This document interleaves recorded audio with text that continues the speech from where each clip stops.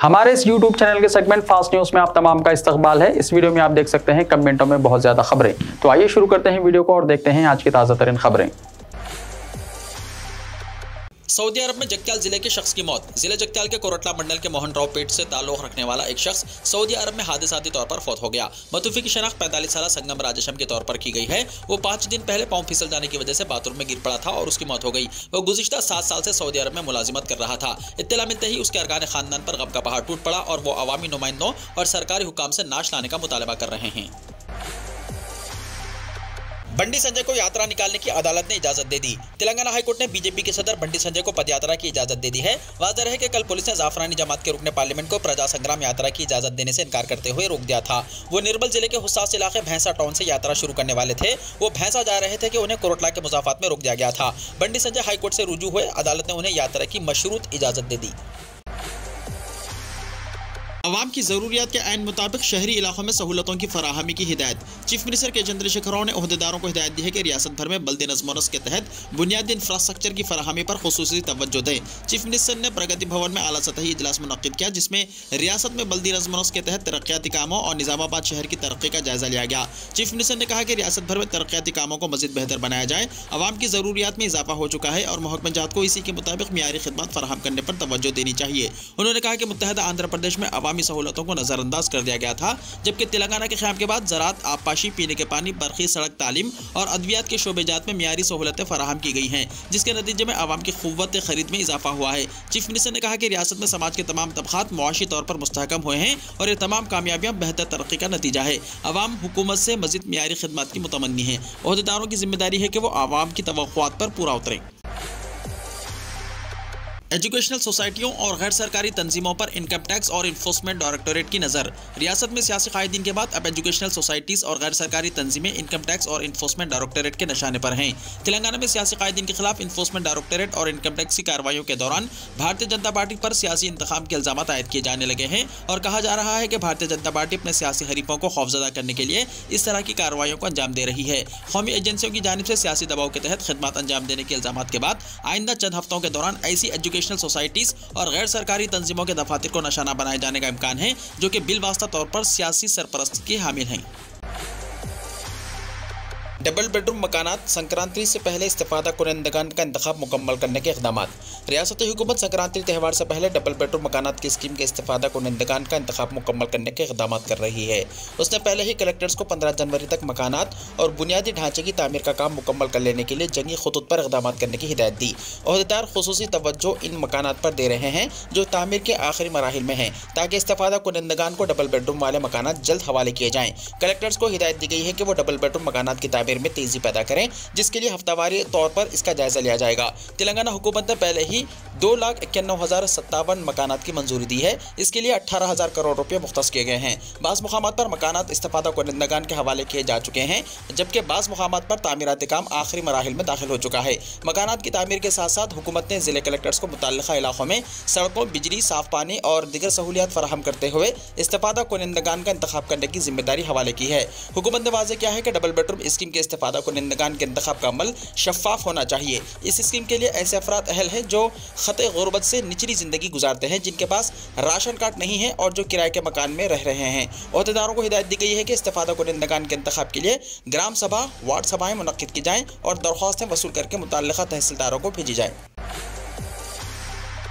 जिस्मानी वर्जिश की कमी के नतीजे में शुगर और बीपी जैसी बीमारियां, हरीश राव ने कहा। वज़ीर सेहत हरीश राव ने सेहत की बरकरारी के लिए वर्जिश को रोजाना का मामूल बनाने का मशवरा दिया और कहा कि जिस्मानी मेहनत में कमी के नतीजे में बीपी और शुगर जैसी बीमारियां लाहक हो रही हैं। हरीश राव ने गांधी मेडिकल कॉलेज में आलमी ऑर्गन डोनेशन डे के मौके पर जिस्मानी आज़ा का अतिया देने वाले अफराद की तहनीती तकरीब से खिताब किया। उन्होंने कहा कि सेहत ऐसी बेशबहा नेमत है जिसका तहफ़्फ़ुज़ होना चाहिए। इंसान में जिस्मानी वर्जिश और मेहनत की आदत बीमारियों से बचाव का सबब बन सकती है। सब इंस्पेक्टर्स और कांस्टेबल्स के तकर्रुरात के लिए 8 दिसंबर से फिजिकल टेस्ट। महकमे पुलिस में सब इंस्पेक्टर्स और कांस्टेबल्स की जायदादों पर तकर्रुरात के लिए उम्मीदवारों का फिजिकल मेजरमेंट टेस्ट मुनक्किद करने का पुलिस रिक्रूटमेंट बोर्ड ने फैसला किया है। रियासत में 11 मराकज़ पर यह टेस्ट मुनक्किद होगा और 23 और 25 अय्याम कार में इसे मुकम्मल करने का फैसला किया गया है। 8 दिसंबर से फिजिकल मेजरमेंट टेस्ट का आगाज होगा। ओहदेदारों के मुताबिक 29 नवंबर से 3 दिसंबर की आधी रात तक वेबसाइट www.tslprb.in के जरिए शनाख्ती कार्ड्स को डाउनलोड किया जा सकता है। उम्मीदवार इस सिलसिले में फ़ोन नंबर 9393711110 पर कॉन्टैक्ट कर सकते हैं। मुख्तलिफ शोबेजात में SI और कांस्टेबल के ओहदों को मिलाकर TMT और PET टेस्ट के लिए 2,37,862 उम्मीदवारों ने पार्ट 2 दरख्वास्त दाखिल की है। अगर किसी उम्मीदवार ने 2 ओहदों के लिए दरख्वास्त दाखिल की हैं तो फिजिकल टेस्ट एक ही मरतबा में मुनक्किद होगा। टेस्ट के लिए हैदराबाद, साइबराबाद, रच्चाकुंडा, वरंगल, करीमनगर, खम्मम, महबूबनगर, नलगुंडा, संगारेड्डी, आदिलाबाद और निजामाबाद में मराकिज़ कायम किए गए हैं। तेलंगाना में IAS ओहदेदारों के तबादलों के इक़दामात। तेलंगाना में IAS ओहदेदारों के तबादलों के इक़दामात किए जा रहे हैं। ज़राए के मुताबिक सीनियर IAS ओहदेदारों के साथ साथ बाज़ ज़िले कलेक्टर्स के भी तबादलों का इम्कान है। बताया जाता है कि वज़ीर आला के चंद्रशेखर राव गुज़िश्ता 2 दिनों से इस सिलसिले में मसाई कर रहे हैं। बताया जाता है कि बाज़ ओहदेदारों को इजाफी जिम्मेदारियाँ भी हवाले किए जाने का इम्कान है। हुकूमत की जानिब से इंतज़ामी मिशनरी में तब्दीलियों का भी इम्कान है। इस सिलसिले में जल्द अहकामात की तवक्को है।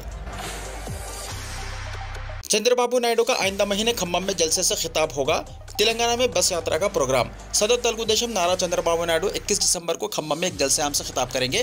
तेलंगाना तेलुगु देशम के सदर के ज्ञानेश्वर ने कहा कि चंद्रबाबू नायडू खम्मम के जलसे के बाद तेलंगाना में बस यात्रा शुरू करेंगे। उन्होंने कहा कि तेलंगाना में सिर्फ चंद्रबाबू नायडू की हुकूमत के दौर में ही तरक्की हुई। सुप्रीम कोर्ट ने अमरावती को आंध्रा की राजधानी के तौर पर 6 महीने में तरक्की देने के हाईकोर्ट के हुक्म पर लगा दी है रोक। सुप्रीम कोर्ट ने पीर को आंध्र प्रदेश हाईकोर्ट के उस हुक्म पर रोक लगा दी जिसमें रियासत को अमरावती को 6 महीने में दारुल हुकूमत के तौर पर तरक्की देने की हिदायत दी गई थी। जस्टिस KM जोसेफ और BV नागरत्ना की बेंच ने कहा कि अदालतें टाउन प्लानर और चीफ इंजीनियर नहीं बन सकती। अदालत उस्मा ने हाईकोर्ट की हिदायत को भी ताकत की अलाहिदगी के उसूल से तजावुज़ किया है। इस्लामी अहकाम के मुताबिक शादी ना करने की सज़ा। मुआशरे में बेजा रसूमात और खुराफात की वजह से इस्लाम की बदनामी हो रही है। उलमा ने इस पर पाबंदी लगाने की काफ़ी कोशिश की है, लेकिन एक तबका बात मानने को तैयार नहीं है। उलमा ने मशवरे के बाद तय किया है कि इस्लामी अहकाम के मुताबिक शादी ना करने की सज़ा दी जाएगी। तकरीब में बैंड, DJ और आतिशबाजी होगी तो निकाह नहीं पढ़ाया जाएगा। ये मौलाना मसूद अख्तर खादरी का कहना है। मौलाना मौसूफ ने यह बातें इतवार को शिवली बाड़ी की जामा मस्जिद निरसा में कमेटी की मीटिंग में कही। इस इजलास में इलाके के तमाम आइम्मा और अवाम ने शिरकत की, जहाँ मौजूदा कमेटी के अराकीन ने इस राय पर तबादला ख्याल किया। उलमा ने तय किया है कि अवाम को दीन इस्लाम के मुताबिक ही निकाह करना होगा। बैंड बजाना और आतिशबाजी की ममानियत होगी। इसमें निकाह रात 11 बजे तक किया जाए। मौलाना ने कहा कि अगर इस कानून पर अमल नहीं किया गया तो जो लोग कसूरवार पाए जाएंगे इन पर कमेटी 5100 रुपये जुर्माना आयद करेगी और उन्हें कमेटी से माफी मांगनी होगी। मीडिया से बात करते हुए शिवली बाड़ी जामा मस्जिद के इमाम मसूद अख्तर खादरी ने कहा है कि आज के फैशन के दौर में लोग शादियों में अपनी शक्ल सूरत के लिए जरूरत से ज्यादा खर्च करते हैं और हमारा इस्लाम ये कभी नहीं कहता है कि शादी ब्याह में बैंड बाजे और आतिशबाजी पर फजूल खर्ची की जाए। इस कानून के निफाज के हवाले से सबके साथ मीटिंग हुई। सबसे बातचीत के बाद फैसला किया गया कि यह कानून 2 दिसंबर बरोज़े जुमा से नाफिज हो जाएगा। उन्होंने सबसे अपील करते हुए कहा कि जिसके पास भी लड़के और लड़कियों की शादी हो वो अपने रिश्तेदारों को बताए कि यह कायदा नाफिज हो चुका है और शादी इसी कायदे के तहत होगी। बसूरत दीगर मुआशरे की तरफ से सजा का बंदोबस्त हो चुका है।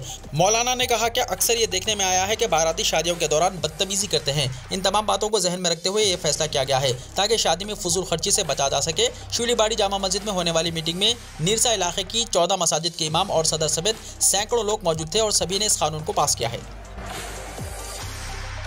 अमेज़ॉन ने फूड डिलीवरी खिदमत बंद करने का ऐलान किया। ई कॉमर्स साइट अमेज़ॉन ने फूड डिलीवरी की खिदमत को बंद करने का ऐलान किया है। इस सिलसिले में अमेज़ॉन ने अपने रेस्टोरेंट्स पार्टनर्स को इस बात की इत्तला दे दी है, जिसमें कहा गया है कि 29 दिसंबर से वो अपनी फूड डिलीवरी सर्विस बंद कर देगा। अमेज़ॉन ने मई 2020 में जिस वक्त कोरोना की वबा उरूज पर थी, फूड डिलीवरी का कारोबार शुरू किया था। फूड डिलीवरी के मामले में कई कंपनियों के दरमियान जबरदस्त मुसाबिकत देखी जा रही है और मालूम हुआ है कि कंपनी को तवक्को के मुताबिक नताइज बरामद नहीं हुए। गुजरात, हिमाचल प्रदेश और कर्नाटक असेंबली इंतखाबात के बाद लोकसभा तहलील। 17वीं लोकसभा अपनी मियाद मुकम्मल नहीं करेगी, बल्कि मौजूदा मोदी हुकूमत वस्त मुद्दत इंतखाबात की मनसूबाबंदी कर रही है। मरकजी हुकूमत गुजरात और हिमाचल प्रदेश असेंबली के अलावा कर्नाटक असेंबली इंतखाबात के बाद हुकूमत तहलील करते हुए आम इंतखाबात की राह हमवार करने के मुताल्लिक मनसूबाबंदी कर रही है। बताया जाता है कि वस्त मुद्दती आम इंतखाबात के सिलसिले में जारी मनसूबाबंदी में वज़ीर आज़म का कुलीदी किरदार है और भारतीय जनता पार्टी मुल्क में किसी और सियासी जमात को आम इंतखाबात के लिए तैयार होने का मौका देने के बजाय मई 2024 के बजाय सितंबर या दिसंबर 2023 के दरमियान मुल्क में आम इंतखाबात की हिकमत अमली तैयार करने में मसरूफ है। मोदी का सियासी जिंदगी से संन्यास। आइंदा आम इंतखाबात वज़ीर आज़म नरेंद्र मोदी के आखिरी इंतखाबात होंगे जिनमें वो हिस्सा लेंगे और नरेंद्र मोदी 75 बरस के होने के बाद सियासी जिंदगी से संन्यास लेते हुए मार्गदर्शक मंडल का हिस्सा बन जाएंगे। RSS के नजरियात और खवानीन के मुताबिक 75 साल उम्र के बाद किसी भी फर्द को मुल्क में किसी इंतजामी ओहदे पर फायज नहीं होना चाहिए और नरेंद्र मोदी ने साल 2014 में कामयाबी हासिल करने के फौरी बाद बीजेपी मार्गदर्शक मंडल की तश्कील के जरिए बीजेपी के सीनियर कायदीन लाल कृष्ण आडवाणी और मुरली मनोहर जोशी वगैरह को मार्गदर्शक मंडल का हिस्सा बना दिया था और इसके बाद बीजेपी के 2 खातून कायदीन ने अपनी उम्र के 75 साल मुकम्मल होने के बाद अपने ओहदों से इस्तीफा दे दिया था, जिसे RSS के नजरियात और मोदी की नई मनसूबाबंदी के हिस्से के तौर पर देखा जा रहा था। अंगूठी और ब्रेसलेट खवातीन को तहफ़्फ़ुज़ फराहम करेगा। खवातीन के खिलाफ मुल्क में बढ़ते जराइम और इस पर काबू पाने के लिए की जाने वाली कोशिशों में गोरखपुर की इंजीनियरिंग की 2 तालिबात ने एक शानदार कोशिश की है। उन्होंने हाथ की अंगूठी और ब्रेसलेट में फिट होने वाला ऐसा सिस्टम डिजाइन किया है जो वुमेन सेफ्टी ऐप से मुंसलिक करने पर किसी भी खतरे में फंसी खवातीन या बेटियां अपने जानने वाले 4 अफराद को जानकारी और लोकेशन भेज सकती हैं। अंगूठी और ब्रेसलेट खवातीन को तहफ़्फ़ुज़ फराहम करेगा। आर्टिफिशियल इंटेलिजेंस में बीटेक करने वाले तालिबात की इस तहकीक की काफी तारीफ हो रही है। कॉलेज इंतजामिया ने इनकी टेक्नोलॉजी को पेटेंट कराने पर भी गौर कर रही है। Institute of technology and management यानी ITM कॉलेज की बीटेक साल अव्वल की 2 तालिबात ने यह सिस्टम तैयार किया है। दोनों तालिबात का नाम सनहिया और अक्षिता है।